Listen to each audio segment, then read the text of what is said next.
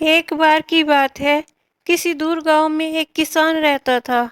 उन दिनों बारिश का समय था, चारों तरफ गड्ढों में पानी भरा हुआ था। कच्ची सड़क बारिश की वजह से फिसलन भरी हो गई थी। सुबह सुबह किसान को बैलगाड़ी लेकर कुछ धन कमाने बाजार जाना होता था, लेकिन आज बारिश की वजह से बहुत दिक्कत हो रही थी। फिर भी किसान धीरे धीरे सावधानी पूर्वक बैलगाड़ी लेकर बाजार की ओर जा रहा था। अचानक रास्ते में एक गड्ढा आया और बैलगाड़ी का पहिया गड्ढे में फंस गया।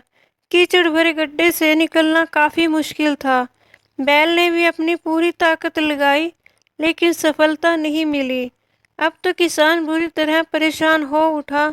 उसने चारों तरफ नजर घुमाई, लेकिन खराब मौसम में दूर दूर तक कोई नजर नहीं आया। किसान सोचने लगा कि किससे मदद मांगे, कोई इंसान दिखाई ही नहीं दे रहा।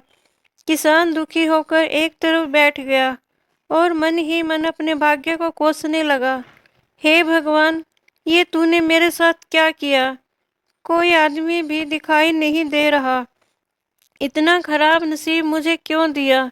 किसान खुद के भाग्य को कोसे जा रहा था। तभी वहां से एक सन्यासी गुजरे। उन्होंने किसान को देखा तो किसान सन्यासी के पास जाकर अपनी परेशानी बताने लगा। मैं सुबह से यहाँ बैठा हूँ, मेरी गाड़ी फंस गई है और मेरा नसीब भी इतना खराब है कि कोई मेरी मदद करने भी नहीं आया। भगवान ने मेरे साथ बहुत अन्याय किया है। सन्यासी उसकी सारी बातें सुनकर बोले, तुम इतनी देर से यहाँ बैठे अपने भाग्य को कोस रहे हो और भगवान को बुरा भला बोल रहे हो। क्या तुमने खुद अपनी गाड़ी निकालने का प्रयास किया? किसान नहीं। सन्यासी, तो फिर किस हक से तुम भगवान को दोष दे रहे हो? भगवान उन्हीं लोगों की मदद करते हैं जो स्वयं की मदद करते हैं। अब किसान की बात समझ में आ गई। उसने तुरंत पहिया निकालने का प्रयास किया और वो सफल भी हुआ। ज्यादातर लोग उस किसान की ही तरह हैं जो खुद कुछ नहीं करना चाहते और हमेशा अपने भाग्य और दूसरे लोगों को कोसते रहते हैं। हमें लगता है कि भगवान ने हमारे साथ बहुत गलत किया है।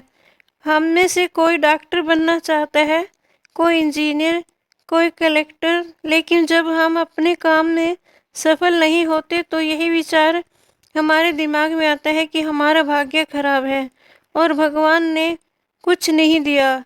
लेकिन शायद आप भूल रहे हैं कि भगवान ने आपको, हम सबको एक बहुत अमूल्य चीज दी है, ये शरीर। आपके अंदर हर सामर्थ्य है, तो फिर आप भाग्य भरोसे क्यों हैं? भगवान भी उन्हीं लोगों की मदद करते हैं जो खुद की मदद करते हैं।